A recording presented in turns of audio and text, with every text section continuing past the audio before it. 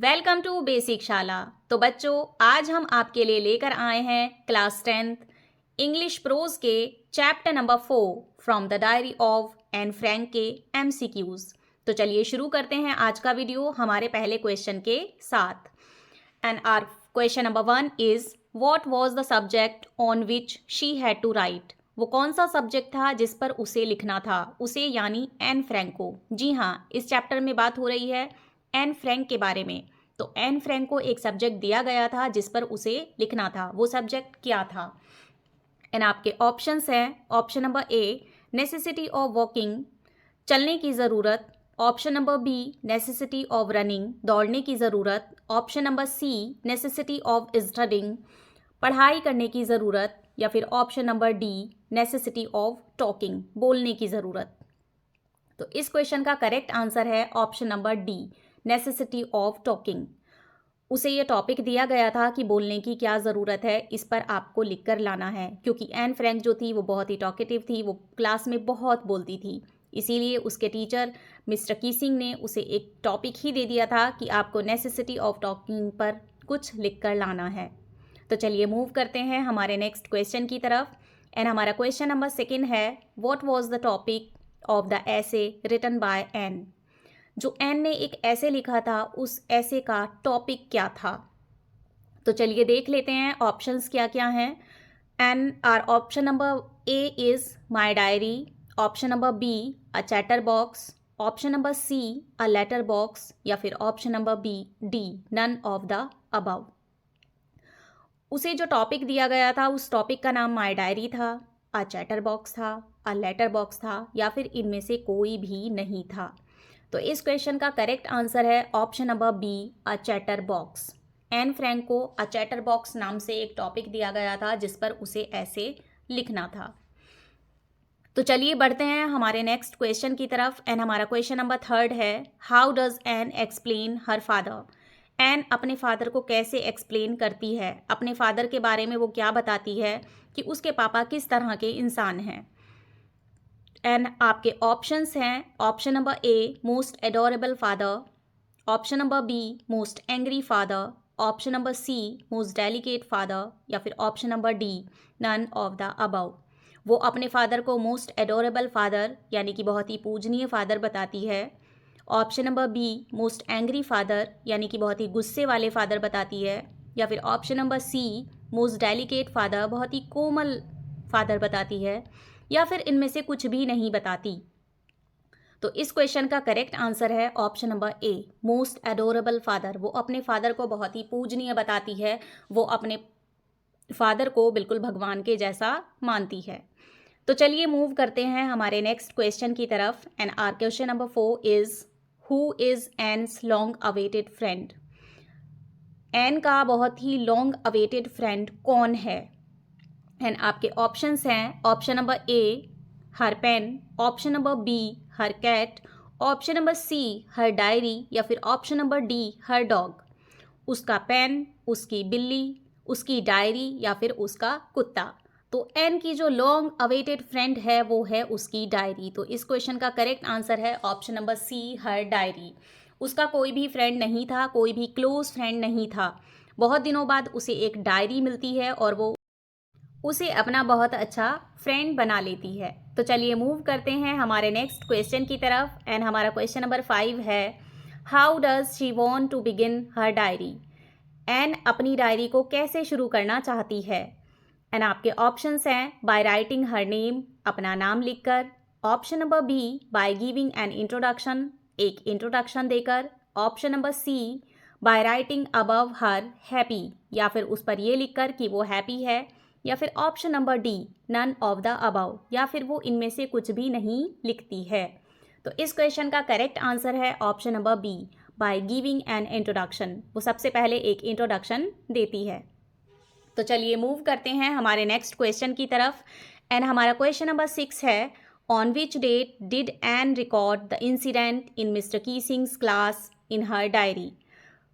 उसने एक रिकॉर्ड उस डायरी में प्रेजेंट किया है। वो रिकॉर्ड है मिस्टर कीसिंग की क्लास का।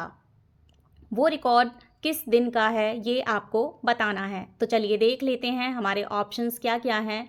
Option number A 12 June 1942, option number B 21 June 1942, option number C 20 June 1942 या फिर ऑप्शन नंबर डी 22 जून 1942। इस क्वेश्चन का करेक्ट आंसर है ऑप्शन नंबर सी 20 जून 1942। जिस दिन का रिकॉर्ड उसने अपनी डायरी में दिया है और वो जो क्लास है मिस्टर कीसिंग की, वो डेट है 20 जून 1942। तो चलिए मूव करते हैं हमारे नेक्स्ट क्वेश्चन की तरफ। एंड हमारा क्वेश्चन नंबर 7 है, which city were Anne and Margot sent to live with their grandmother. एन और उसकी बहन मार्गोट को उसकी ग्रैंड मदर के साथ रहने के लिए भेजा गया था। वो किस सिटी भेजा गया था, यानी उसकी ग्रैंड मदर किस सिटी में रहती थी। तो चलिए देख लेते हैं कि ऑप्शंस क्या क्या हैं। Option number A Berlin, option number B Aachen, option number C Munich या फिर ऑप्शन नंबर डी बॉन। तो उन्हें जिस सिटी में भेजा गया था उस सिटी का नाम था आचन, इसलिए इस क्वेश्चन का करेक्ट आंसर है ऑप्शन नंबर बी आचन। तो चलिए बढ़ जाते हैं हमारे नेक्स्ट क्वेश्चन की तरफ। एंड हमारा नेक्स्ट क्वेश्चन है, who was the only survivor from Anne's family. Anne की फैमिली में केवल एक ही सर्वाइवर बचा था, यानी कि उसकी फैमिली के सारे जो मेंबर्स थे वो मर चुके थे, केवल एक ही बचा था। वो कौन था? एंड आपके ऑप्शंस हैं, option number A Anne, option number B Anne's father, option number C Anne's mother या फिर option number D Anne's sister. And इस क्वेश्चन का करेक्ट आंसर है option number B Anne's father. Only उसकी family से उसके father ही बचे थे, केवल वही एक सर्वाइवर थे। तो चलिए बढ़ जाते हैं हमारे नेक्स्ट क्वेश्चन की तरफ। एंड हमारा नेक्स्ट क्वेश्चन है, एन हैव। एन के कितने सिबलिंग्स थे, यानी कि एन के कितने भाई बहन थे। एंड आपके ऑप्शंस हैं, option number A 1, option number B 2, option number C 3 या फिर ऑप्शन नंबर डी 4। और इस क्वेश्चन का करेक्ट आंसर है ऑप्शन नंबर ए 1। एन के 1 ही सिबलिंग थी जो उसकी सिस्टर थी, उसका नाम था मार्गोट। तो चलिए मूव करते हैं हमारे नेक्स्ट क्वेश्चन की तरफ। And our question number 10 is, what name was her book published with. उसकी जो बुक थी, यानी कि उसकी जो डायरी थी, वो किस नाम से पब्लिश्ड हुई थी। एंड आपके ऑप्शंस हैं, option number A from the diary of Anne Frank, option number B the diary of a young girl, option number C Anne Frank या फिर option number D Anne Frank's diary. तो इस question का correct answer है option number B the diary of a young girl. इस question का correct answer है option number B the diary of a young girl.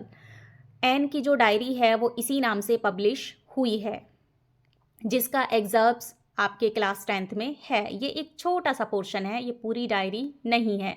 जो पूरी डायरी एन की है उसका नाम है the diary of a young girl. तो चलिए बढ़ जाते हैं हमारे नेक्स्ट क्वेश्चन की तरफ। एंड हमारा क्वेश्चन नंबर 11 है, what did she write in her last ऐसे। वह अपने लास्ट ऐसे में क्या लिखती है। एंड आपके ऑप्शंस हैं, a poem, option number B a joke, option number C a paragraph या फिर option number D a funny poem. वो अपने लास्ट ऐसे में एक पोएम लिखती है, एक जोक लिखती है, एक पैराग्राफ लिखती है या फिर एक फनी पोएम लिखती है।